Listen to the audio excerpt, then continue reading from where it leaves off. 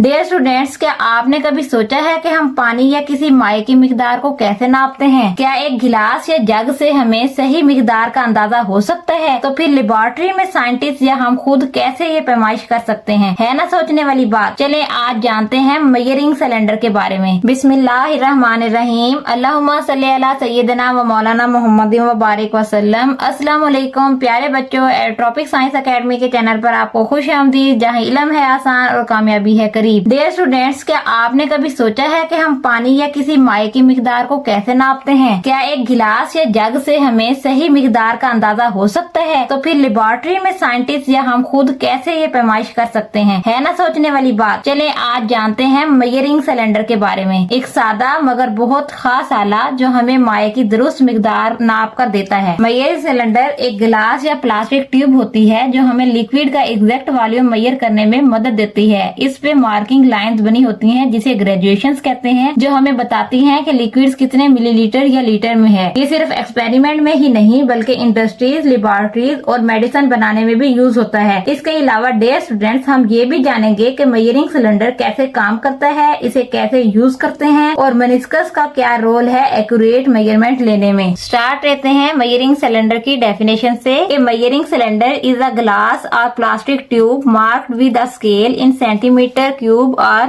milliliter. It is used to measure the volume of liquids and solids that do not dissolve in liquids. Next हम discuss करते हैं कि measuring cylinder से accurate measurement लेने के लिए अपनी आंख के लेवल को किस तरह रखना चाहिए ताकि रीडिंग लेने में कोई गलती ना हो। तो ये इसकी मैंने हेडिंग बनाई है कि how to place the cylinder. The cylinder should be placed on a flat level surface before taking a reading. यानी रीडिंग लेने से पहले हमें अपने मेजरिंग सिलेंडर को बिल्कुल फ्लैट सरफेस पे हॉरिजॉन्टली प्लेस करना चाहिए। Eye level for reading. अपनी आंख को किस तरह से रखना चाहिए? आई का क्या लेवल होना चाहिए? Your eyes must be at the same level as the liquid surface to get a correct reading. हमें अपनी आईज के लेवल को उस लिक्विड की सरफेस के बिल्कुल सेम लेवल पे रखना चाहिए, यानी बिल्कुल आमने सामने होकर देखना चाहिए, या ऊपर या नीचे पोजीशन से अगर हम देखेंगे तो इस तरह से हमारी रीडिंग गलत हो सकती है। हमें अपनी आईज के लेवल को उस लिक्विड की सरफेस के बिल्कुल सेम लेवल पे रखना चाहिए, यानी बिल्कुल आमने सामने होकर देखना चाहिए, या ऊपर या नीचे पोजीशन से अगर हम देखेंगे तो इस तरह से हमारी रीडिंग गलत हो सकती है। देखें स्टूडेंट्स, आपकी बुक में ये डायग्राम बनी हुई है। ये मेजरिंग सिलेंडर की डायग्राम है जिसमें एक उसने करेक्ट पोजीशन बताई हुई है, दो उसने रॉन्ग पोजीशन बताई हुई है और ये 7 आई का उसने निशान बनाया हुआ है। अगर हम मेजरमेंट को ऊपर या नीचे से देखने की कोशिश करेंगे तो हमारी मेजरमेंट रॉन्ग हो जाएगी। डियर स्टूडेंट्स, क्या आपने कभी पानी की कर्व सरफेस को गौर से देखा है? वो जो कभी नीचे झुकती है और कभी ऊपर उभरती है, यही मेनिस्कस है। आइए मेनिस्कस को डिस्कस कर लेते हैं। The curved surface of a liquid is called the meniscus. Water forms a concave meniscus यानी curves down, and mercury forms a convex meniscus यानी कर्व्स अप। नेक्स्ट देखें correct reading method for water. Take the reading from the bottom of the curve, यानी पानी के लिए reading हमेशा curve surface के नीचे से लेनी है। And for mercury take the reading from the top of the curve यानी कन्वेक्स सरफेस, और मर्करी के लिए कर्व सरफेस के ऊपर से हमने हमेशा रीडिंग लेनी है। Wrong I level gives incorrect reading, यानी अगर हम अपने आई के लेवल को करेक्ट पोजीशन में नहीं रखेंगे तो इनकरेक्ट रीडिंग आएगी। इसके अलावा डियर स्टूडेंट्स, इस मेजरिंग सिलेंडर का जो आपकी बुक में यूज बताया हुआ है वो ये है कि the measuring cylinder is also used to find the volume of a irregular solids by water displacement method. Dear students, अगर आपके पास कोई इर्रेगुलर सॉलिड जैसे कोई पत्थर वगैरह है जिसका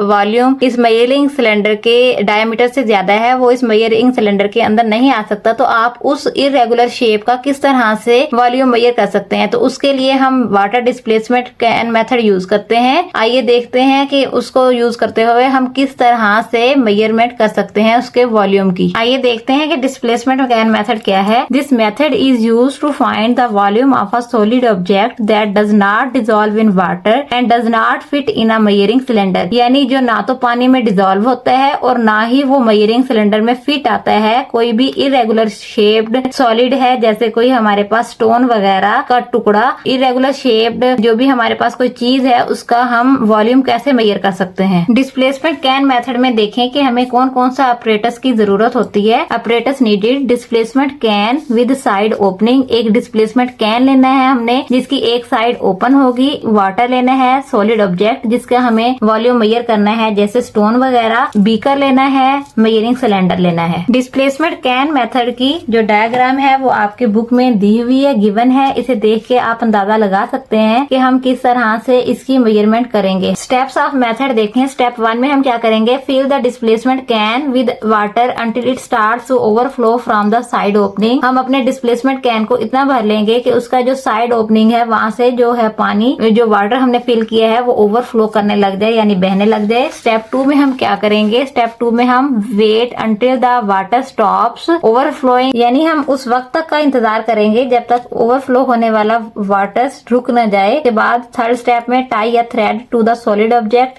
जिस भी सॉलिड ऑब्जेक्ट का हमें वॉल्यूम मेजर करना है उसको थ्रेड के साथ टाई करेंगे।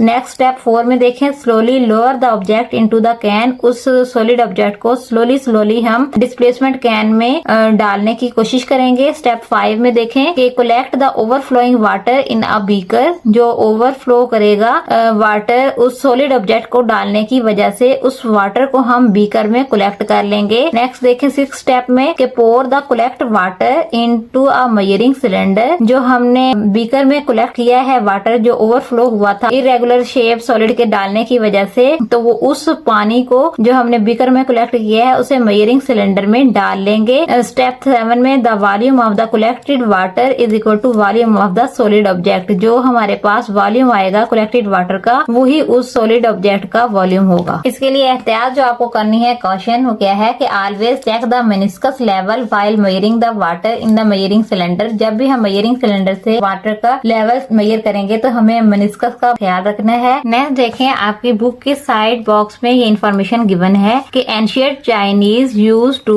Estimate the volume of grains by sounding their containing vessels. पुराने वक्तों में चाइनीज ग्रेन्स का वॉल्यूम मेजर करने के लिए अपने वेसल्स को बजाकर अंदाजा लगा लेते थे कि वेसल कितना खाली है या कहाँ तक फिल है। चलें जी स्टूडेंट्स, आज के लेक्चर का यहीं पे करते हैं एंड। उम्मीद है आपको आज का ये लेक्चर समझ आया होगा। अगर आपको हमारी ये वीडियो पसंद आई है तो वीडियो को लाइक करें और चैनल को सब्सक्राइब करें, बेल आइकन के बटन को प्रेस करें ताकि हमारी हर नई आने वाली वीडियो का नोटिफिकेशन आप तक बर वक्त पहुँच सके। डियर स्टूडेंट्स, याद रखिएगा कि इल्म वो खजाना है जो बांटने से बढ़ता है। दुआ है कि अल्लाह आपको इल्म नाफे अता फरमाए, आपकी मेहनतें रंग लाएं और आप एक कामयाब जिंदगी गुजारें। मिलते हैं नेक्स्ट वीडियो में एक इंटरेस्टिंग टॉपिक के साथ। तब तक दुआओं में याद रखिएगा। अल्लाह हाफिज।